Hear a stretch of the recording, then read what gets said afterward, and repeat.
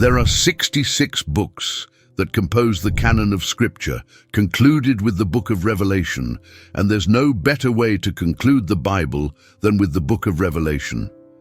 The book of Revelation is written to reveal to us the things that are to come. What are some of the things it reveals to us? It reveals Jesus Christ. Revelation 1, verses 12 to 14. Then I turned to see the voice that was speaking to me, and on turning I saw 7 golden lampstands, and in the midst of the lampstands one like a son of man, clothed with a long robe and with a golden sash around his chest.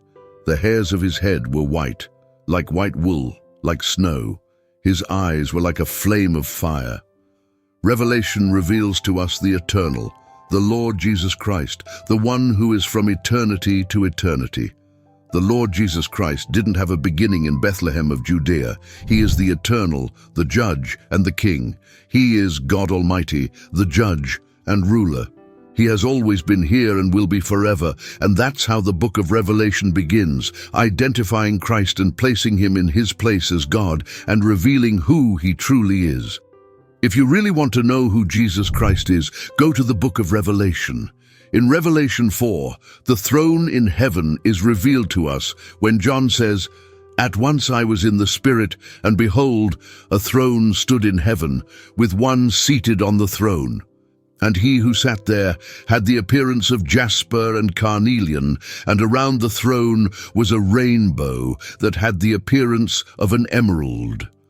And around the throne of God were the 4 living creatures, each with 6 wings, full of eyes all around and within, and day and night they never cease to say, 'Holy, holy, holy is the Lord God Almighty, who was and is to come.'" In Revelation 6 to 8, we see the seals being opened, one after the other, and the earth will see a time like never before. In Revelation 8, the 7th seal is opened, and something strange happens. This is the only time recorded in the Bible when this will happen. All of heaven will be silent for about half an hour, complete and absolute silence. All the innumerable angels and the saints of God who are now in heaven will remain silent for half an hour. Why? Because the trumpets are about to sound on earth, and for 30 minutes all of heaven falls silent. And then finally, Revelation 8 verses 2 to 6 says, "And I saw the 7 angels who stand before God, and 7 trumpets were given to them. And another angel came and stood at the altar with a golden censer, and he was given much incense to offer with the prayers of all the saints on the golden altar before the throne. And the smoke of the incense, with the prayers of the saints, rose before God from the hand of the angel. Then the angel took the censer and filled it with fire from the altar and threw it on the earth. And there were peals of thunder, rumblings, flashes of lightning, and an earthquake. And then we see the trumpets being sounded. The first trumpet caused vegetation to be struck, and 1/3 of the trees to be burned up, and all green grass was burned. The second trumpet caused the seas to be struck. John saw the second angel blowing his trumpet, and something like a great mountain burning with fire was thrown into the sea. The third trumpet caused the waters to be struck. Then the third angel blew his trumpet, and a great star fell from heaven, blazing like a torch, and it fell on 1/3 of the rivers and on the springs of water. Then the fourth trumpet, Revelation 9 verse 12 says, "The fourth angel blew his trumpet, and 1/3 of the sun was struck, and 1/3 of the moon, and 1/3 of the stars, so that 1/3 of their light might be darkened, and 1/3 of the day might be kept from shining, and likewise 1/3 of the night.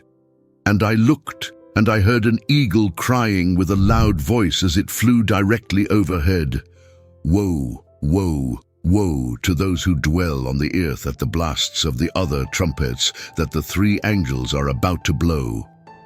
Then the 5th trumpet, that of Abaddon, the destroyer, was released.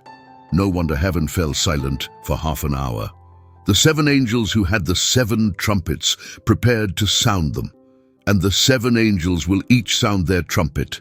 And the 7 angels will sound their trumpets one by one, and each trumpet is associated with a significant event. That's why all of heaven falls silent. Heaven knows what the 7 trumpets signify. For example, the 5th trumpet will be the release of the locusts from the bottomless pit.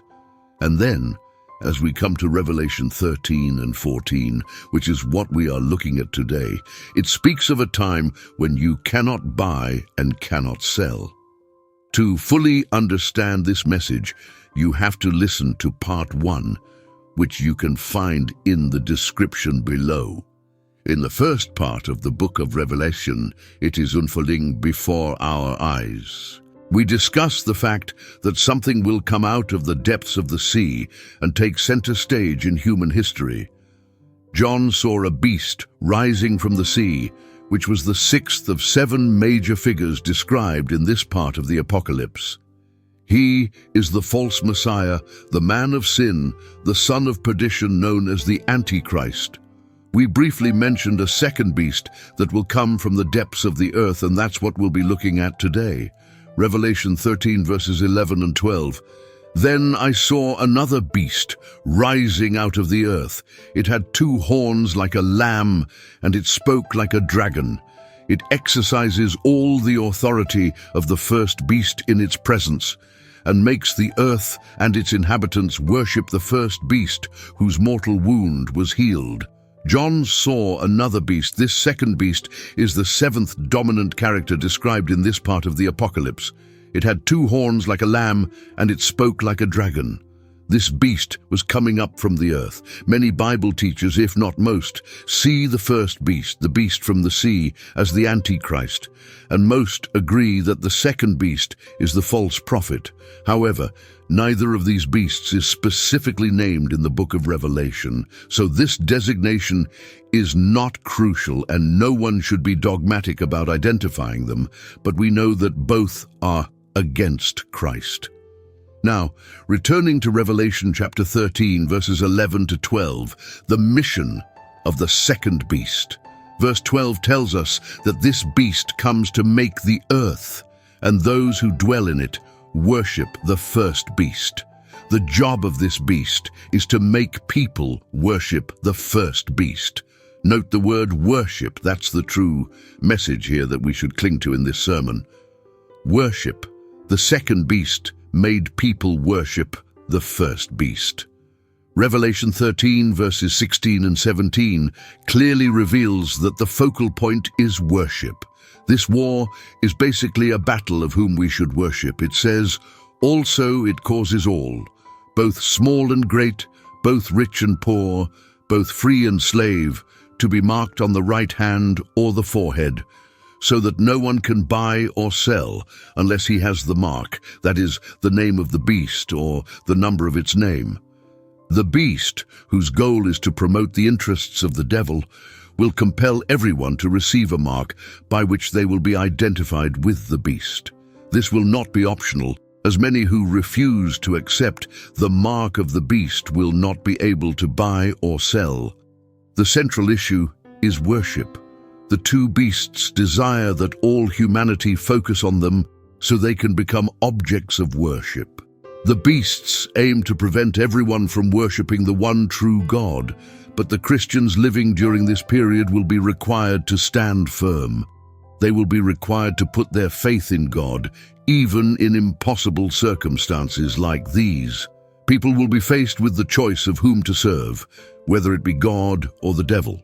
At this point, no one can pretend to serve God while they're not, because you have to choose between 2 options that will clearly reveal your position. It's all about worship. That's the central theme. It's astonishing that in the next chapter after the revelation of the 2 beasts, John saw 3 angels sent by God to proclaim the eternal gospel. The period of the beast's operation will be a tough season for the believers who will be on the earth at that time. And that's an understatement. Throughout the ages, no persecution that arose against the church was able to successfully obstruct the spread of the gospel. 3 angels will be sent to carry out the mission of evangelizing the world. Revelation 14 verses 6 and 7 record the mission of the first angel. Then I saw another angel flying directly overhead with an eternal gospel to proclaim to those who dwell on earth, to every nation and tribe and language and people. And he said with a loud voice, "Fear God and give him glory, because the hour of his judgment has come, and worship him who made heaven and earth, the sea and the springs of water." The first angel brought the eternal gospel not just to a group of people, but to all the inhabitants of the earth. Sinners will have no excuse for not hearing the gospel, because the voice of this angel will be so loud that everyone will hear. I don't know how, but this angel will communicate in such a way that everyone in every language will be able to understand. The devil has deceived and hardened people's hearts to the point that even after an angel proclaims the gospel to them, they still will not repent of their sins. Imagine seeing an angel and still not believing in the gospel, hearing and seeing an angel flying above you and still not paying attention to that warning. This is why God's judgment on sinners will be justified. Note that the first angel proclaimed that the inhabitants of the earth should fear God and worship him. Note again that wonderful 7-letter word, worship. So the battle is over worship. The beasts want to become the object of worship. To achieve this, they will encourage the mark of the beast. The angel also warned the inhabitants of the earth about God's judgment, urging them to fear God and direct their worship to him. This is why believers must take their stand and refuse to direct their worship to anyone other than God. The second angel proclaimed the fall of Babylon, the city that made many nations fall. Babylon must incur God's wrath, because not only was it wicked, it also corrupted other nations. The message of the third angel is also similar to that of the first angel. Revelation 14, verses 9 and 10, report as follows. And another angel, a third, followed them, saying with a loud voice, "If anyone worships the beast and its image, and receives a mark on his forehead or on his hand, he also will drink the wine of God's wrath, poured full strength into the cup of his anger, and he will be tormented with fire and sulfur in the presence of the holy angels and in the presence of the Lamb." The third angel reiterates that anyone who worships the beast will incur God's wrath. For God to have sent 2 angels out of 3 to declare that he alone is worthy of praise, then the matter of whom to worship is serious.